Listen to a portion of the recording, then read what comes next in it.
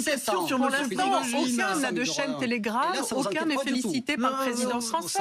Ça ne vous inquiète pas du tout que l'ambassade de l'Ukraine en France recrute les mercenaires, leur donne toutes les instructions nécessaires, où arriver, comment, etc. Ça vous inquiète pas du tout. La question était de vous voir réagir sur cette formule de Prigogine qui dit « Les généraux qui échouent doivent être envoyés au front ou exécutés ». Est-ce que c'est une formule que vous approuvez? On a l'impression d'être revenu au temps de Staline qui a fait la même chose avec les généraux avant l'invasion allemande. Oui, mais c'est une déclaration vraiment d'une personne privée. C'est une déclaration personnelle. Ce n'est pas une déclaration officielle d'un général, d'un ministre. Non, mais vous, votre réaction à vous?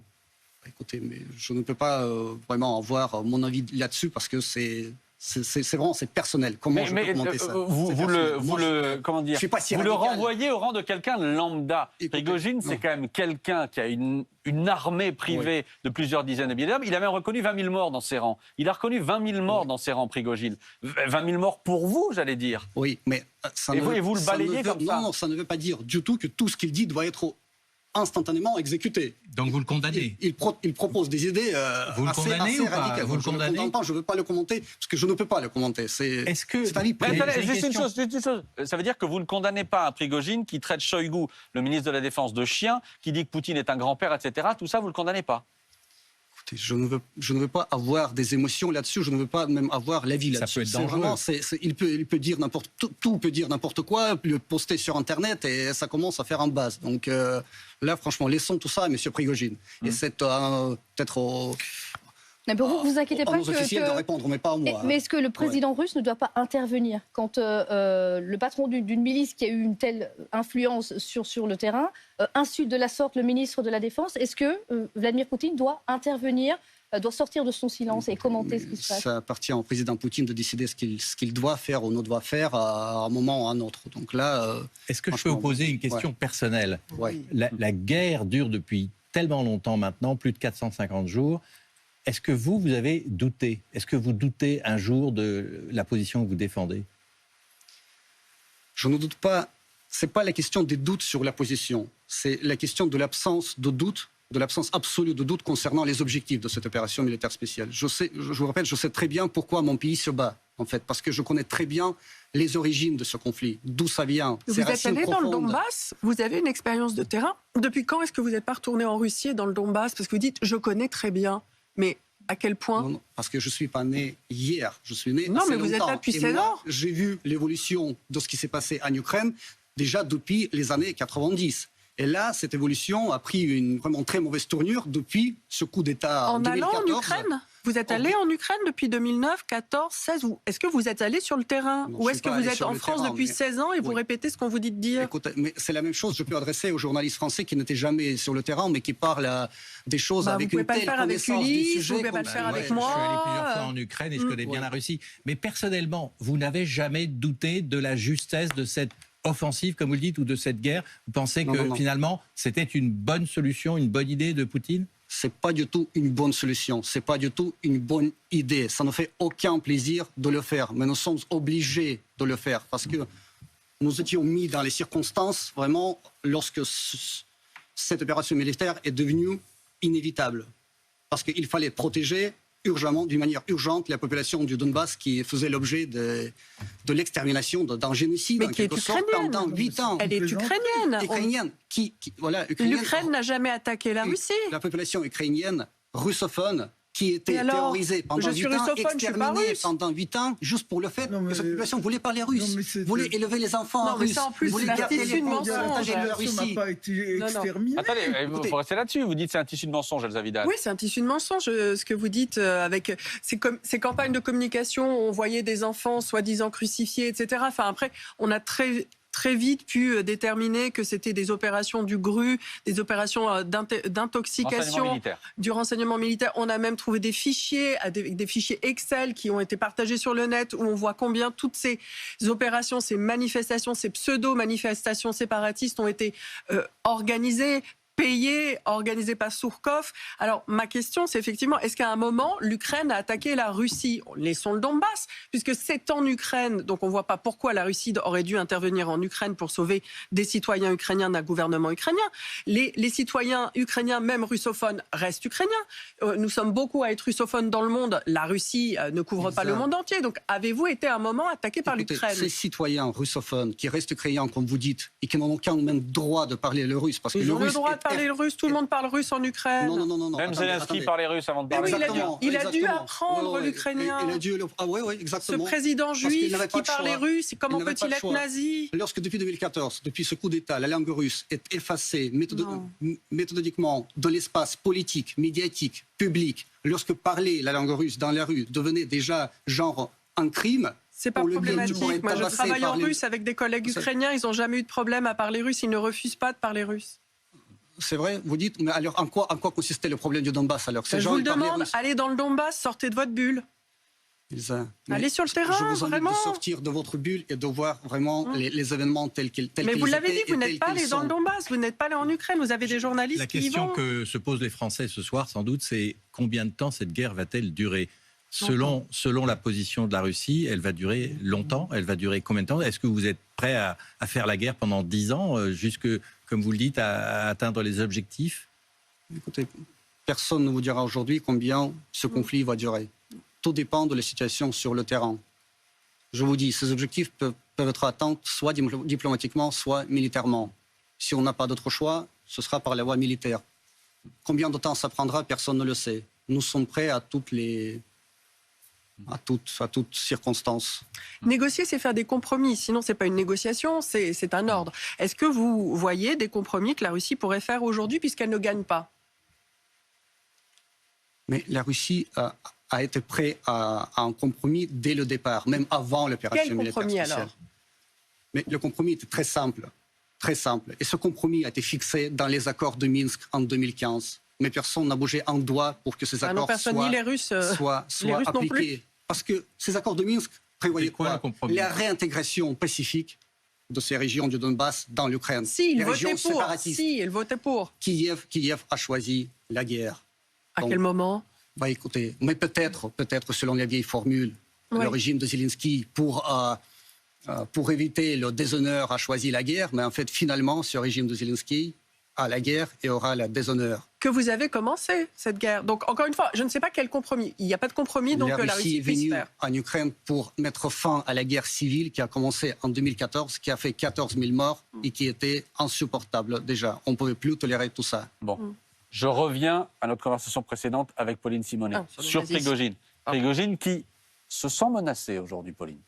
Oui, effectivement, en tous les cas, c'est une des hypothèses pour savoir pourquoi il se comporte de la sorte et pourquoi il insulte à tout va, y compris le ministre de la Défense. Il y a plusieurs observateurs de la société russe qui estiment qu'en fait, il pourrait se sentir en danger de mort. Il y a notamment l'opposant Léonid Gozman qui a été cité par le journal Le Monde, qui affirme que Yevgeny Prigojine a peur pour sa vie. Il n'a que des ennemis et peu de résultats. Et c'est pour ça qu'il serait obligé de surenchérir.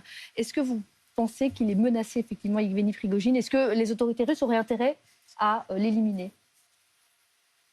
Je ne sais pas d'où vient ce genre de considération.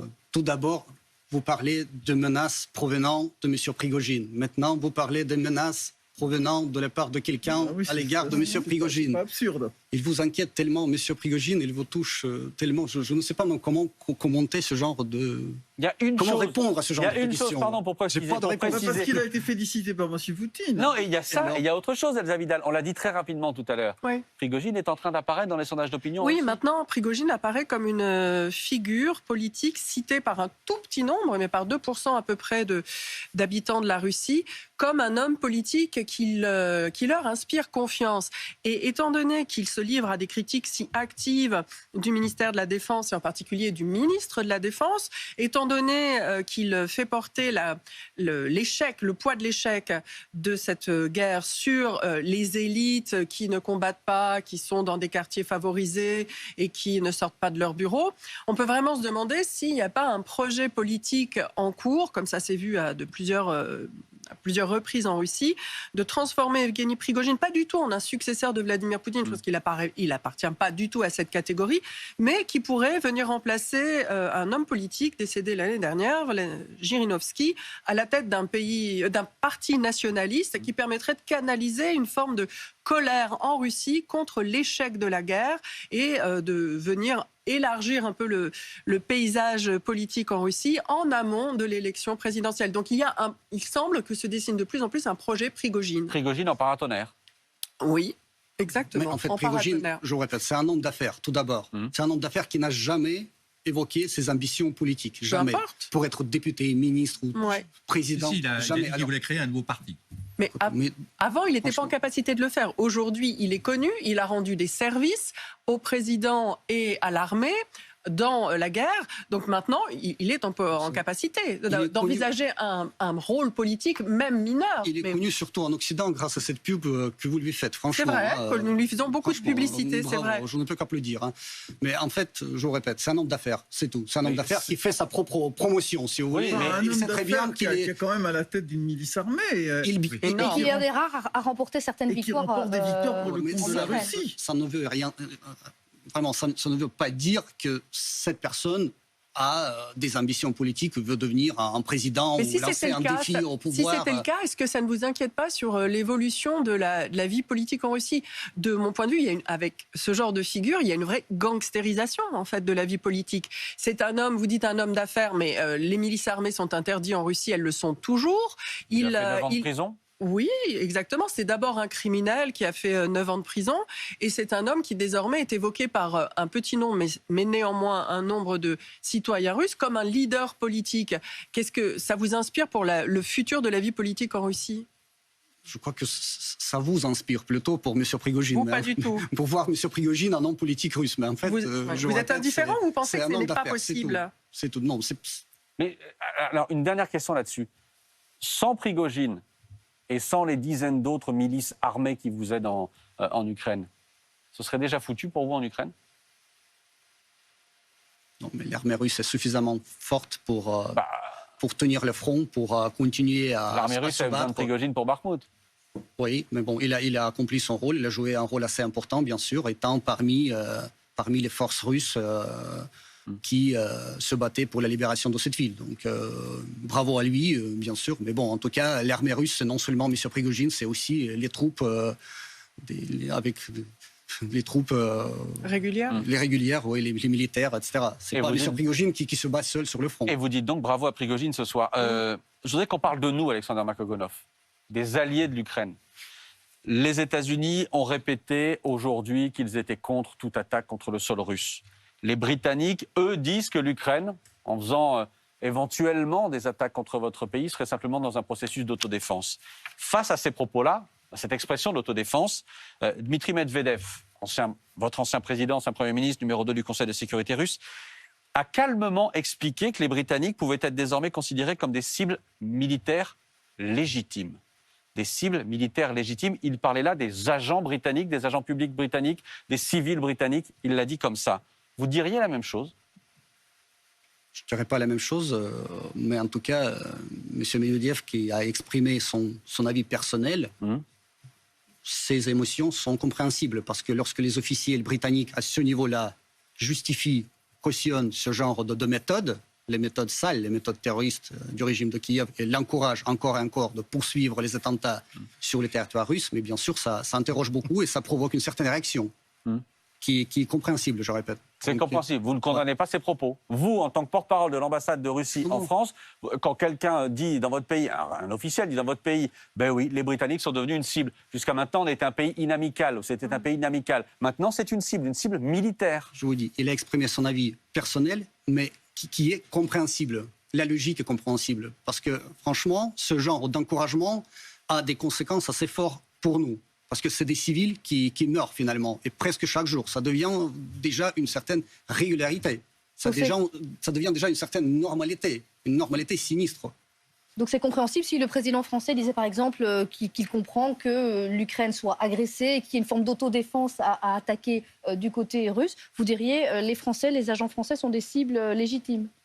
Écoutez, mais Dieu soit le président français ne le dit pas. Et donc là, c'est pour ça que on n'a pas ce genre de commentaires. Mais les Britanniques, ils sont impliqués dans le soutien de l'Ukraine avec les Américains depuis très longtemps et d'une manière assez large. Donc là, les Britanniques sont parmi les champions du soutien de l'Ukraine et parmi ceux qui incitent le régime de Kiev peut-être le plus